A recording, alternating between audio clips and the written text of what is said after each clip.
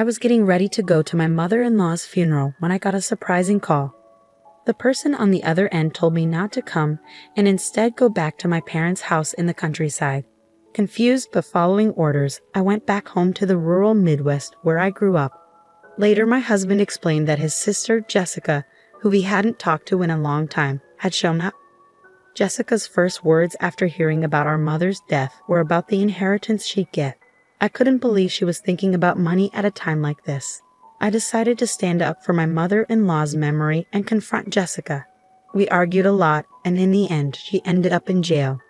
My name is Kristen, and I'm just a regular housewife. My husband, Charles, works at a company, and we're usually pretty happy together. I know a lot of women struggle with their in-laws after getting married, but I've been lucky. I had a great relationship with my mother-in-law, Charlotte. Kristen, what do you think of this cardigan? I needed it thinking it might suit you. For me? Thank you. It's adorable, and your knitting is really impressive. I'm glad you like it. The wind is getting chilly, so be careful not to catch a cold. Absolutely. Hey, if it's all right with you, could you teach me how to knit sometime? That's how it went. Charlotte's smile was always warm and kind. She meant a lot to me. She even helped us out financially sometimes. I loved her like a second mom. But then Kristen, Mom passed away in the hospital. I found out just the other day. Her death shocked me, and I couldn't eat much for a while. It's hard, but I have to accept it. Charlotte had been fighting terminal cancer for years, going through tough treatments. Even when I visited, she always greeted me with a smile, trying not to worry us. I couldn't just cry forever. I decided to remember her with a smile. So I was getting ready for her funeral, which would be at my husband's family home. Then, out of the blue, my phone rang. It was my husband's family calling. He had gone ahead to prepare for the service. Maybe he forgot something. I answered, expecting it to be him. But instead, I heard, Kristen, don't come to the funeral. Go back to your parents' house in the countryside right away. My husband's voice sounded panicked through the phone. Wait, what? You want me to go back to my parents' house? Why are you so worried? Sorry, there's a problem at the venue. I'll explain when we meet. I was confused. What problem? He seemed really flustered, which was unusual. Okay, calm down. I'll go to my parents' house as you said. Take a cab. I'll be there soon. Bye. He hung up abruptly. I had so many questions, but if Charles said to go, there had to be a good reason. So I changed my plans and headed to my parents' house feeling pressured. Kristen, what's going on? Isn't today Charlotte's funeral? Come inside first, and I'll explain. When I told them what happened, they were just as confused as I had been. But we couldn't discuss much without Charles. We waited anxiously for him. About an hour later, he rushed in. Kristen, are you okay? I'm fine, but what happened to your hand? I noticed my husband's hand was wrapped in a bandage. He touched it with a pained expression and began to explain what had happened at his parents' house. Turns out, my husband has an older sister named Jessica, who's caused trouble for the family since she was young. She's had lots of problems with the police. Despite all this, his mom, Charlotte, never gave up on Jessica. She even took responsibility for Jessica's debts, believing she'd pay them back. But Jessica broke her promise and left home.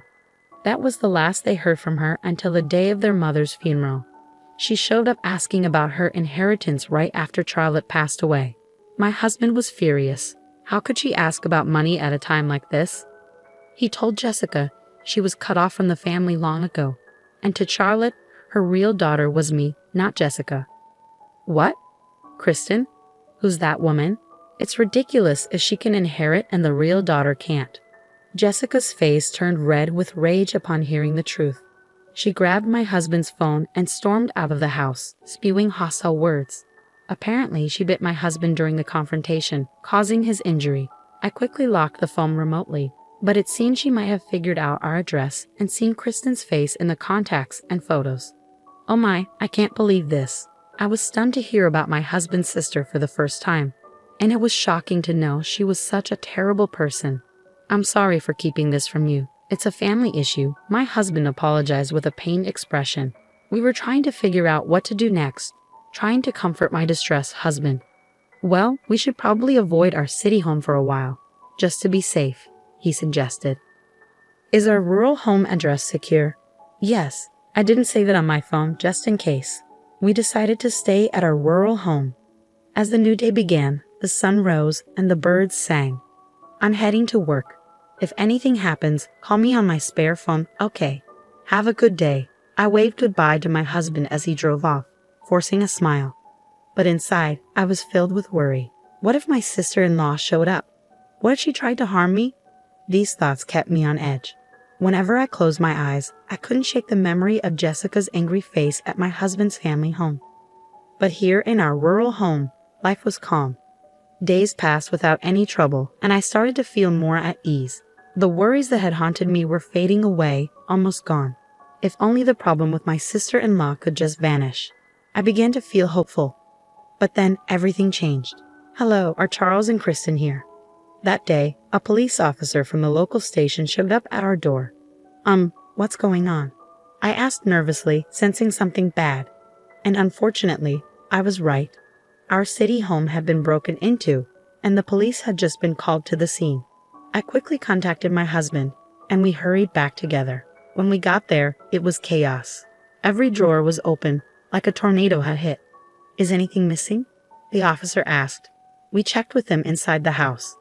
Thankfully, our important documents and valuables seemed untouched, but a few $100s were gone from our dresser. Also, there have been reports of a suspicious woman hanging around the area lately, the officer added. She was yelling things like, "Come out and pay me back," in front of your house. Charles, could that be? I trailed off, already knowing the answer. My husband nodded, confirming my suspicions. We explained the situation with Jessica to the police. The police handled the situation with the disruptive funeral, the stolen phone, and my husband's injured hand quite efficiently. It helped that we had already reported the phone incident to them. We had to give a detailed statement at the police station and didn't return to our rural home until it started to get dark. Thankfully, the burglar was caught soon after. And as we suspected, it was Jessica, my sister-in-law. The police told us that she had the audacity to stay in a hotel near our house after the burglary. They arrested her while she was casually getting a massage from room service, using the money she stole from us to pay for it all. Even though Jessica admitted to the crime, she was denying the burglary. It seemed that when family was involved, things got complicated. We were called back to the police station. We entered the room guided by the officer, and there sat Jessica, sulking in her chair. Suddenly, she spoke up indignantly, accusing my husband. "Charles, how could you betray your own family like this? It's unbelievable." Jessica showed no remorse. She didn't seem to think she had done anything wrong. She probably acted the same way during the police interrogation. According to her, she didn't break into the house to steal. She claimed she came to discuss inheritance matters. But since we weren't home, she said she had no choice but to break in. Even the money she took was just for her expenses nearby, she argued. In essence, Jessica was blaming us for everything. It was such a selfish and narrow-minded way of thinking. Knowing that such a dangerous person held a grudge against me was frightening. If I had encountered her alone, who knows what could have happened. Just the thought made me shiver. Meanwhile, Charles and Jessica were in a heated argument. "You've got some nerve showing up after all this time and acting like you're part of the family. Give me back my phone," Charles demanded. Fine. I'll give it back. You locked it right away," Jessica conceded. "I couldn't even use it properly, just like you, huh? Besides, family is family, isn't it? Both Mom and I cut ties with you a long time ago. That means you have no business with her inheritance. Oh, and leaving all her money to a stranger's daughter instead of her own. Was the old hag out of her mind or what?" I couldn't bear to hear such disrespectful words about Charlotte, so I found myself shouting before I even realized it. But Jessica just glared at me, clearly annoyed. "You that Christian woman, right? The one who stole the inheritance that was supposed to be mine." "No, I didn't steal anything. What are you talking about?" I tried to defend myself, but Jessica's intense stare made me feel uneasy. I couldn't find the right words. It felt like she could see right through me, and she began to laugh, as if she had won. At that moment, the police officer intervened. "Let's all calm down. It seems there's a lot to discuss, so why don't we have a family discussion first?" He must have decided it was a family matter. "We can talk about the charges and everything else later," he said, bringing the situation under control. Later, we gathered for a formal discussion at my in-laws' house. The living room, filled with tension, was adorned with carpets, and Charlotte's relatives sat around a large table. It was Jessica who spoke up first. If you give me my share of the inheritance, I'll forgive all the past conflicts. You should thank me for being so generous, Jessica said arrogantly. It wasn't surprising. She hadn't changed in over a decade, so we didn't expect her to change in just a few days. She kept insisting, "Give me the inheritance, drop the charges." But we had no intention of meeting her demands. We've already explained. You were disinherited, so you're not entitled to any of Mom's inheritance. Well, then why don't you give me some money after you receive the inheritance? There's no way that ridiculous idea is going to happen, my husband said, clearly frustrated. I tried to calm him down before addressing Jessica, trying my best to keep a level head. Jessica, did you actually read all of Charlotte's will? There was a section about you as well. I'm only interested in the part about the inheritance. The rest is probably just her complaints against me. No, Charlotte was worried about you. She felt regretful, I explained. Well, then she should have given me the inheritance even more so, Jessica retorted with annoyance. I felt angry, but mostly just sad. She saw her own mother, Charlotte, as nothing more than a way to get money. Charlotte didn't leave you any money because she knew it wouldn't change you, I said, not waiting for her response. I won't let someone like you have any of Charlotte's money. You're telling me you've got some nerve considering you're not even family. I don't want to hear that from someone who abandoned their own family ties, I shot back. Jessica seemed taken aback for a moment, then her eyes narrowed, glaring at me intensely. It was a frightening look, but this time I didn't look away. There's nothing more to discuss. Please leave now, I said firmly, meeting Jessica's intimidating gaze. Suddenly, Jessica lunged across the table at me, driven by rage or fear. But my husband and other family members quickly restrained her.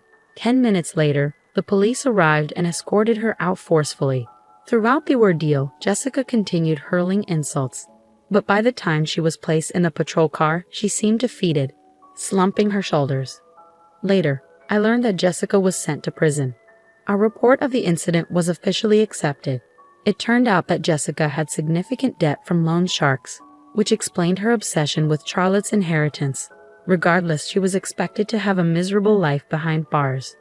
She just doesn't understand unconditional love. She made her choices, and now she has to face the consequences. We reflected on the recent events in our home, which was finally back to normal after a long time. As my husband lit incense in front of my mother-in-law's portrait, he remarked, "I was surprised to see you stand up so bravely, Kristen." Well, that's because I read mother-in-law's will again. The truth is, I revisited my mother-in-law's will the day before I spoke with my sister-in-law. I hadn't had the chance to read it thoroughly before. The will was like a heartfelt letter from Charlotte, filled with her deep emotions. Every word touched my heart. Charlotte had always cared deeply for her family. She held no grudges and only wished for our happiness as a couple. She would have done anything for her real daughter. Holding my cardigan close, tears welled up as I thought about my mother-in-law. Seeing me upset, my husband tried to cheer me up. "Kristen, can you teach me how to knit too?" "Of course, I'll teach you the knitting technique Charlotte used," I said, wiping away my tears with a smile. "We'll cherish her memory and use her inheritance well." From that moment on, I promised myself to live a happy life, honoring Charlotte's memory.